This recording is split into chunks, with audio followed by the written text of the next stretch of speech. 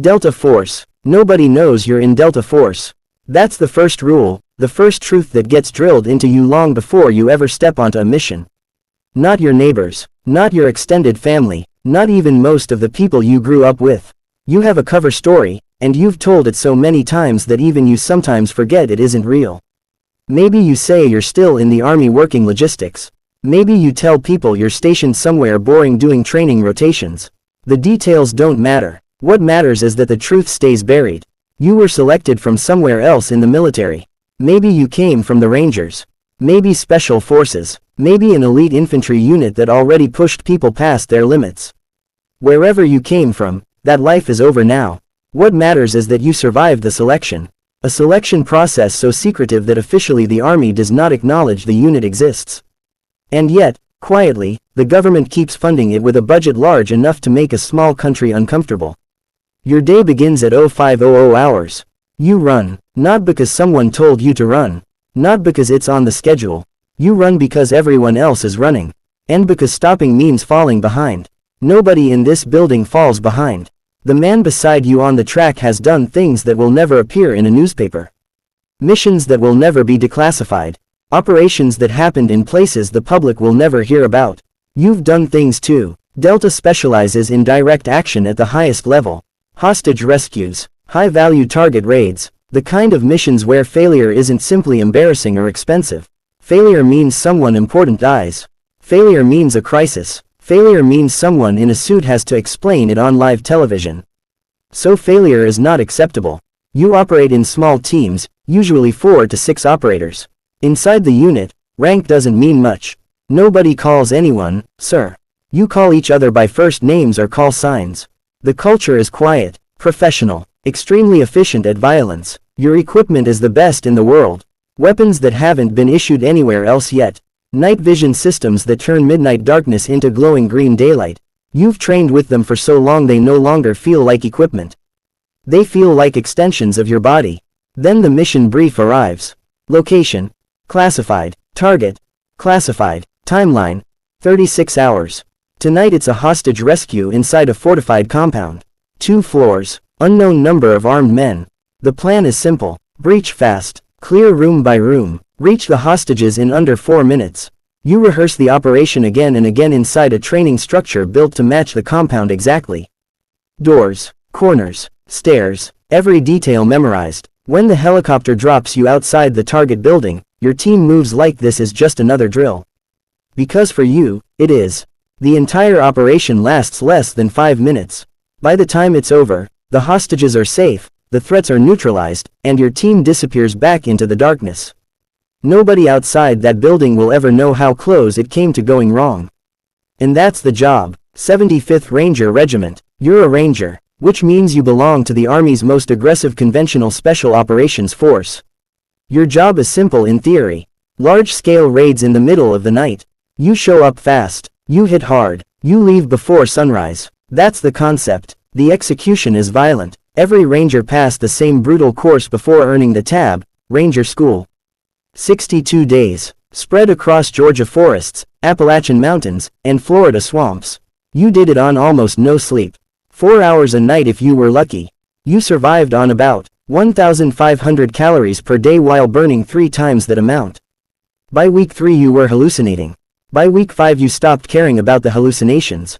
You just kept moving, because quitting wasn't an option. Not for you. Today there are about 3,500 Rangers across 5 battalions. They deploy more often than almost anyone else in special operations. Not year-long deployments, short rotations, in, out, back home, then back out again. Your duffel bag stays half-packed. Tonight's mission is an airfield seizure. You've practiced this scenario hundreds of times. Plane, static line, door, jump. When the green light flashes, you step into the night sky. The ground comes fast. You land hard, release the parachute, and move immediately. The objective is 800 meters away. Your platoon moves fast, weapons ready. Within 12 minutes the airfield is secure.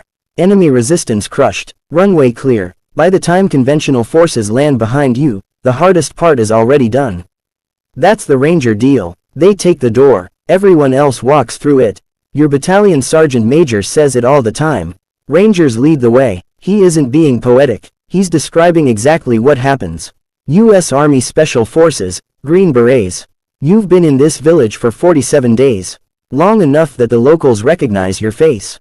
Long enough that the elder invites you to sit and drink tea. Your beard is thick now.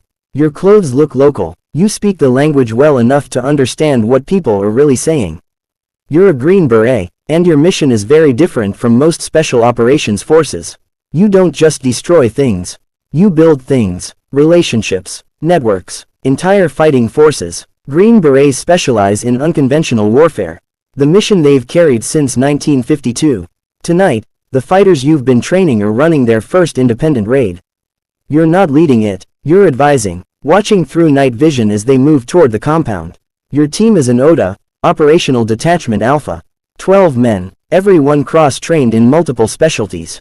Weapons, communications, engineering, medicine. Your medic can perform surgery in a hut with no electricity. Your communications specialist can build a radio system that reaches headquarters from the middle of nowhere. For weeks you've trained this partner force, teaching them how to clear buildings, how to plan raids, how to fight their own war. Tonight they execute the mission. You speak only once on the radio. A quiet correction, then the operation continues. When it's over, the compound is secure. Your partner force did the work. That was the goal all along. Your 12-man team just shifted the balance of power in an entire province. Back home, nobody will ever read about it. Years from now it might appear as a small footnote in a policy report.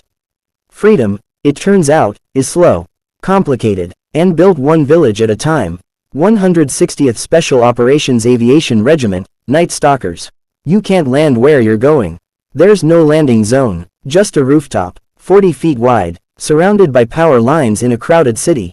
You're a Night Stalker, part of the 160th Special Operations Aviation Regiment. The helicopter pilots and crews who insert and extract almost every elite unit in the American military. Delta, Rangers, DevGru, they all rely on you. Without the Night Stalkers, the mission doesn't happen. You fly aircraft like the MH-60 Black Hawk, the MH-47 Chinook, and the AH-6 Little Bird. You fly them at night, at extremely low altitude, often in weather that would ground civilian pilots. Your night vision goggles have 4 tubes instead of 2, giving you depth perception in total darkness. The margin for error is measured in feet. Tonight's mission is an insertion. For a Delta team, you approach the valley in total blackout. No lights, no radio chatter. The helicopter's rotors are modified to be quieter than normal, but they're not silent. You guide the aircraft toward the landing point. Exactly on the coordinates, exactly on time. The Delta team fast ropes onto the rooftop. Within seconds they disappear into the building. You pull back into the dark sky and orbit at distance. Waiting, because when they call for extraction, you need to be ready immediately. The motto of the 160th is simple.